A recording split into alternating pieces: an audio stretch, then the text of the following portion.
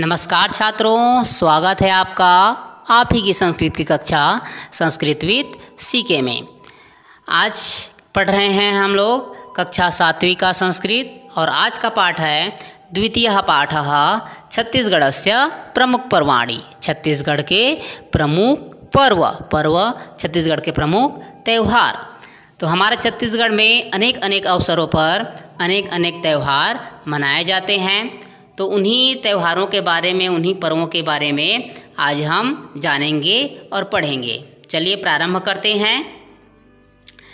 मानव जीवने उत्सवानां महत्वं सर्वविदितमेव। मानव जीवन में उत्सवों के महत्व को सभी जानते ही हैं। छत्तीसगढ़ राज्ये बहवः उत्सवाः प्रचलिताः। छत्तीसगढ़ राज्य में अनेक उत्सव प्रचलित हैं। छत्तीसगढ़ राज्य में अनेक उत्सव प्रचलित हैं। तेषु हरेली, पोरा, तीजा, जवारा, जेठौनी, छेरछेरा पुन्नी इत्यादयः मुख्याः सन्ति। उनमें से हरेली, पोरा, तीजा, जवारा, जेठौनी, छेरछेरा पुन्नी इत्यादि मुख्य हैं। तो उनमें से है पहला हरेली। चलिए जानते हैं हरेली के बारे में। इत्यस्य विशिष्टं महत्वम् अस्ति। इसका विशेष महत्व है। श्रावण मासस्य अमावस्यायां हरेली उत्सवः भवति। श्रावण माह की अमावस्या तिथि को हरेली का त्यौहार मनाया जाता है। हरेली त्यौहार होता है। वातावरणे सर्वत्र हरितिमा लक्ष्यते। वातावरण में सभी जगह हरियाली छाई रहती है, सभी जगह हरी भरी दिखती है। कृषकाः क्षेत्रेषु बीजवपनं कृत्वा सर्वाणि उपकरणानि संशोध्य पशूनां पूजनं कुर्वन्ति। किसान जो हैं, कृषक जो हैं, क्या करते हैं कि अपने खेतों में बीज बो करके, बीज वपनम कृत्वा, अपने खेतों में बीज बो करके सर्वाणि उपकरणानि संशोध्य, सभी जो कृषि वाले जो औजार हैं, जो खेती के कार्य मतलब उसमें आता है, तो उन सभी को धो करके साफ करके पशूनां पूजनम कुर्वन्ति, पशुओं की पूजा करते हैं। पशूनां कृते गोधूम निर्मितां रोटिकां पाचयन्ति। पशुओं के लिए गेहूं से बने रोटी बनाते हैं। पशुओं के लिए क्या करते हैं? गेहूं से बने हुए रोटी बनाते हैं। तंडुल निर्मिता चित्रापूपः, जिसे चीला कहते हैं, इति खाद्य पदार्थस्य सेवनं कुर्वन्ति जनाः। चावल से बने हुए चीला, तो इस खाद्य पदार्थ का लोग सेवन करते हैं। लोग इसे क्या करते हैं? सेवन करते हैं, खाते हैं। बालकाः काष्ठ निर्मितेन गेड़ी नाम क्रीड़ापकरणेन इतस्ततः विचरन्ति हर्षं च अनुभवन्ति। बालकाः, जो बालक होते हैं, वो क्या करते हैं? लकड़ी से बने हुए गेड़ी नामक क्रीड़ा उपकरणेन, मतलब खेलने के औजार से, खेलने वाले औजार से, इतस्ततः विचरन्ति, इधर उधर घूमते हुए खुशी का अनुभव करते हैं। बालक जो होते हैं लकड़ी से बने हुए गेड़ी नामक खेलने के औजार से, साधन से इधर उधर घूमते हैं और हर्ष का, खुशी का, प्रसन्नता का अनुभव करते हैं। एक बार पुनः कि इसका हरेली त्यौहार का विशेष महत्व है। यह श्रावण माह की अमावस्या को हरेली का त्यौहार होता है, मनाया जाता है। वातावरण में सभी जगह हरियाली छाई रहती है, हरी भरी दिखती है।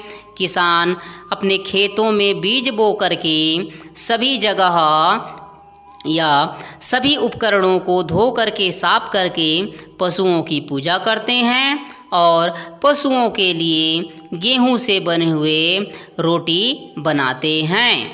तंडुल निर्मिता मतलब चावल से बने हुए चीला का लोग सेवन करते हैं। चावल से बने हुए चीला इस खाद्य पदार्थ का लोग सेवन करते हैं या उसको खाते हैं।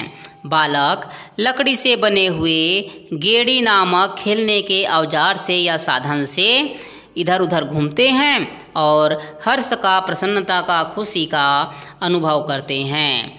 चलिए दूसरा त्यौहार है पोरा।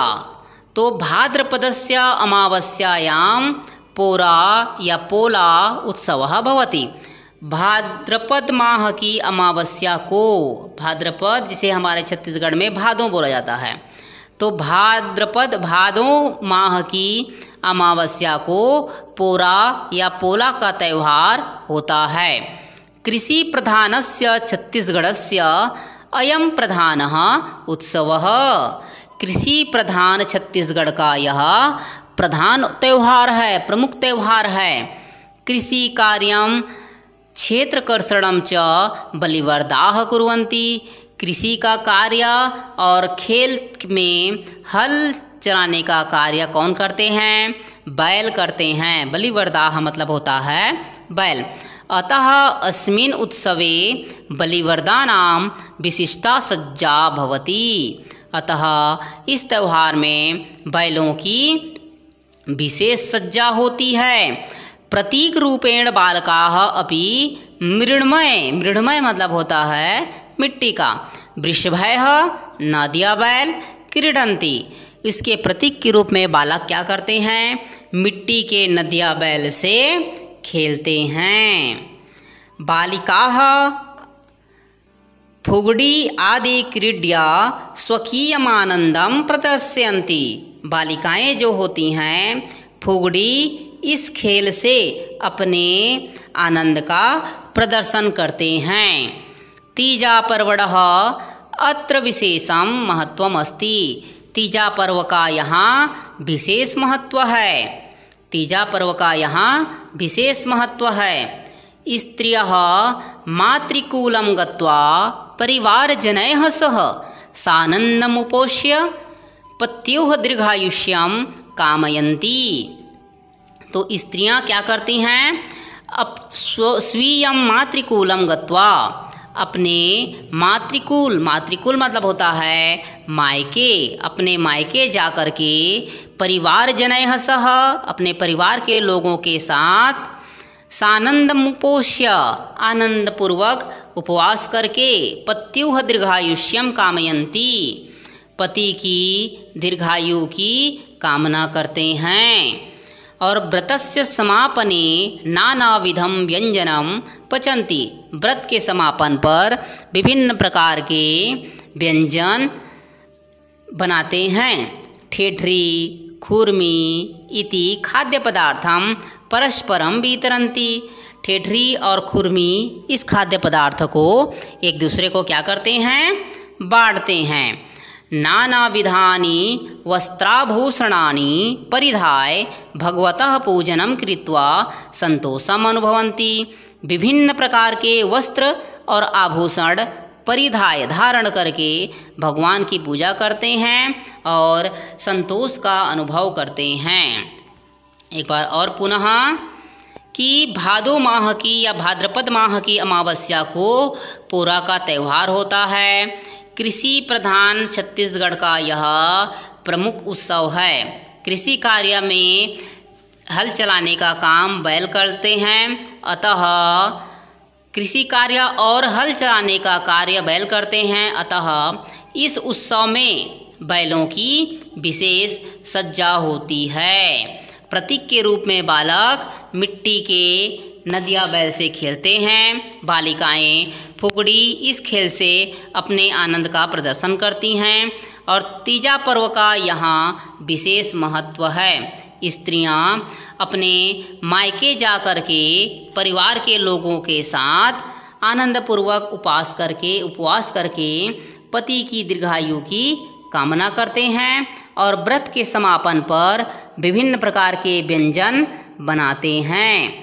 ठेठरी, खुरमी इत्यादि खाद्य पदार्थ एक दूसरे को बांटते हैं और विभिन्न प्रकार के वस्त्र और आभूषण पहन करके भगवान की पूजा करके संतुष्टि प्राप्त करते हैं, संतोष प्राप्त करते हैं। और यह जो तीजा पर्व है भाद्रपद माह की शुक्ल पक्ष की तृतीया को मनाया जाता है। भाद्रपद माह की शुक्ल पक्ष की तृतीया तिथि को। चलिए अगला है जवारा। अगला है क्या? जवारा। तीसरा कि आश्विन मासस्य शुक्लपक्षे नवम्यां तिथौ देव्याः दुर्गायाः विसर्जनोत्सवः जवारा इति उच्यते। आश्विन मासस्य, आश्विन माह जिसको हमारे छत्तीसगढ़ में क्या बोला जाता है? क्वार। क्या बोला जाता है? क्वार। तो क्वार माह की शुक्ल पक्ष की नवमी तिथि को, क्वार माह की शुक्ल पक्ष की नवमी तिथि को देवी दुर्गा का विसर्जन उत्सव जवारा कहा जाता है। आश्विन माह की या कुंवार माह की शुक्ल पक्ष की नवमी तिथि को देवी दुर्गा का विसर्जन उत्सव को क्या कहा जाता है? जवारा कहा जाता है। अंकुरितान यवान आदाय समारोह पूर्वकम गीतवाद्यादिभिः देव्याः पूजनं कृत्वा तेषां विसर्जनं क्रियते। अंकुरित यव, जो यव होते हैं, जो अंकुरित जो यव होते हैं उसे क्या करते हैं? ले करके, अंकुरित जव को ले करके समारोह पूर्वक, मतलब एक साथ सभी मिल करके गीत वाद्य यंत्रों से देवी का पूजन करते हैं और उसे विसर्जन करते हैं। हरित वर्णाः यवांकुराः, जो हरे रंग के जो जव, अंकुरित जव हैं वो समृद्धि के प्रतीक होते हैं। समृद्धेः प्रतीकभूताः सन्ति। हरे रंग के जो अंकुरित जव होते हैं वो समृद्धि के प्रतीक होते हैं। तीसरा एक बार और कि कुंवार माह की या आश्विन माह की शुक्ल पक्ष की नवमी तिथि को देवी दुर्गा का विसर्जन उत्सव, ये विसर्जन का त्यौहार जवारा कहा जाता है। अंकुरित जव को लेकर के समारोह पूर्वक सभी एक साथ मिल कर के गीत और वाद्य यंत्रों से देवी का पूजन करते हैं और उनका विसर्जन करते हैं। हरे रंग के अंकुरित जव समृद्धि के प्रतीक होते हैं। अगला है चौथा जेठौनी। अगला क्या है? जेठौनी। चलिए देखते हैं कि देव प्रबोधिनी एकादशी जेठौनी इति उच्यते। देव प्रबोधिनी एकादशी को जेठौनी कहा जाता है।